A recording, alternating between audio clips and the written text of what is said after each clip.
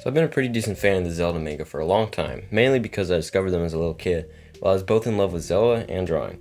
These are written by two women calling themselves Akira Himikawa. I might be saying that wrong, but let's move on. Anyway, I used to own most of them, but sold them a few years ago after I moved for some reason. I've been thinking about them recently because I've started correcting them again. So what exactly do they mean to the series? Many people will say that they're not canon, and up until today, I would have agreed. But because of this video, linked above and below probably, from Dr. Wiley, which happens to be his first video, talked about Majora's Mask. It's a really great video, especially considering it's his first one, and in it he brought up an interesting point about the manga. Because he used the manga along with the game as evidence for his theory, it was necessary for him to justify it, since many believe it's not canon at all. And here was the shocker for me.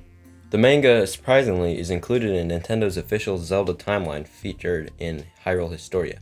I went and borrowed the book to see if this was true, and sure enough, there it was. I guess not directly in the timeline, since that belongs mainly to the games, but in the back, it's included. And I don't want to write that off as just like a cool addition, because there's no way that Nintendo wrote a whole official book about Zelda's Historia without thoroughly checking to see what was going to be put in it. It had to be intentional. In the manga themselves, you can definitely see some inconsistencies. In addition, Hyrule Historia itself is inconsistent with the games. For example, as brought to my attention by Reddit user Dismas432, in Skyward Sword, the goddess, aka Zelda at this time, gives Link the sailcloth, which is a very important part of the game. In the manga, which is included in Hyrule Historia, no such sailcloth is ever seen. And I'm conflicted on yet another point. I kind of lied before. I know that Hyrule Historia does have some inconsistencies with the games.